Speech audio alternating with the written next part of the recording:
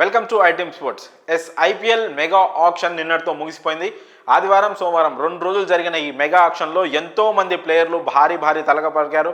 IPL చరిత్రలోనే కనీ విని ఎరగని విధంగా రిషబ్ పంత్ 27 కోట్లు, శ్రేయస్ అయ్యర్ 26.75 కోట్లు పలికి అందరి కళ్ళు బైర్లు కమ్మేలా చేశారు. వాళ్ళకున్న డిమాండు అలాగే ఆయా ఫ్రాంచైజీలకు ఉన్న నీడ్ని బట్టి వాళ్ళకి అంత రేట్ అయితే దొరికింది. చాలామంది ప్లేయర్లు అంటే ఎక్స్పెక్టేషన్స్ పెట్టుకున్న ప్లేయర్లు వీళ్ళు ఖచ్చితంగా సోల్డ్ అవుట్ అవుతారు, వీళ్ళకి కూడా మంచి ఒక ప్రైజ్ అయితే వస్తుంది అనుకున్న ప్లేయర్లు కూడా చాలామంది అన్సోల్డ్గా మిగిలిపోయారు, అమ్ముడు పోని ప్లేయర్లుగా మిగిలిపోయారు. సో అలాంటి ప్లేయర్లలో కొన్ని బిగ్ నేమ్స్ కూడా ఉన్నాయి. సో ఆ విషయం పక్కన పెడితే ప్రస్తుతం ఈ ఐపీఎల్ ఆక్షన్ మీద వస్తున్న ఒక పెద్ద ఆరోపణ ఏంటంటే ఐపీఎల్ ఆక్షన్ అనేది ముందే ఫిక్స్ అయిపోయిందా అంటే ఏ ప్లేయర్ని అంటే కొంతమంది, అందరు ప్లేయర్ల విషయం కాదు, కొంతమంది ప్లేయర్ల విషయంలో మాత్రం ఫలానా ప్లేయర్ మా టీంలో ఉండాలి అని కొన్ని ఫ్రాంచైజీలు ముందే మాట్లాడుకొని అందుకు తగ్గట్టే ఆక్షన్లో పార్టిసిపేట్ చేసినట్టు మాత్రం ఈ ఆరోపణలు వస్తున్నాయి. ముఖ్యంగా ఈ ఆరోపణలు రావడానికి కారణం ఏంటంటే ఆర్సీబీ ఎంఐ నిన్న మెగా వేలంలో వాళ్ళు అనుసరించిన స్ట్రాటజీ కావచ్చు. ముఖ్యంగా విల్ జాక్స్ విషయంలో మాత్రం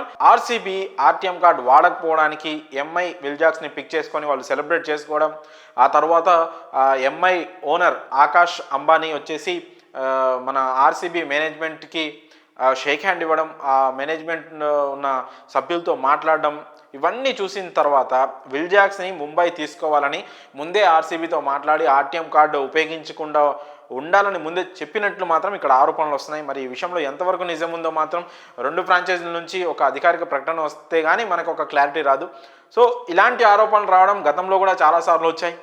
సో ఆక్షన్లో ఇలాంటి వాతావరణం ఉండడం కరెక్ట్ కాదని కూడా క్రికెట్ ఫ్యాన్స్ అయితే అభిప్రాయపడుతున్నారు. ఎందుకంటే గత సీజన్లో ఆర్సీబీ తరపున ఆడిన విల్ జాక్స్ చాలా అద్భుతమైన ప్రదర్శన చేశాడు, ఒక సెంచరీ కూడా కొట్టాడు. ఆ స్టార్టింగ్లో కొన్ని మ్యాచ్లు ఆడకపోయినా వన్స్ తన టీంలోకి వచ్చిన తర్వాత చాలా మంచి పర్ఫార్మెన్స్ ఇచ్చాడు. సో అలాంటి ప్లేయర్లు పైగా చాలా తక్కువ రేటుకి పోతున్నప్పుడు 5 కోట్ల కంటే కాస్త ఎక్కువ, అంత తక్కువ ధరకే పోతున్నప్పుడు అతన్ని ఆర్టీఎం కార్డు వాడి ఎందుకు టీంలోకి తీసుకోలేదని ఆర్సీబీ ఫ్యాన్స్ కూడా ఆర్సీబీ మేనేజ్మెంట్పై ప్రస్తుతం కోపంగా ఉన్నాడు. ఇలాంటి టైంలో ముంబైకి ఫేవర్ చేసేలా ఎందుకు ఆర్సీబీ ఆ ప్లేయర్ని వదులుకోవాల్సి వచ్చింది అనే దానిపైన కూడా తీవ్ర స్థాయిలో చర్చ జరుగుతూ ఉంది. ముఖ్యంగా ఈ ఆర్సీబీ ఎంఐ మధ్య విల్ జాక్స్ విషయంలో జరిగిన ఈ ట్రయాంగిల్ స్టోరీ వల్ల ఈ వేలం అనేది ముందే ప్రీ ప్లాన్డ్గా ఫిక్సింగ్ వల్ల ముందే ఫిక్స్ అయిందా అన్నట్లు మాత్రం చాలా కామెంట్స్ అయితే సోషల్ మీడియాలో వినిపిస్తూ ఉన్నాయి. మరి విల్ జాక్స్ని ఆర్సీబీ తీసుకోకపోవడం, ముంబై తీసుకొని అంతలా సెలబ్రేట్ చేసుకోవడం, పైగా ఆర్సీబీ మేనేజ్మెంట్ కొట్టి షేక్ హ్యాండ్ ఇవ్వడం,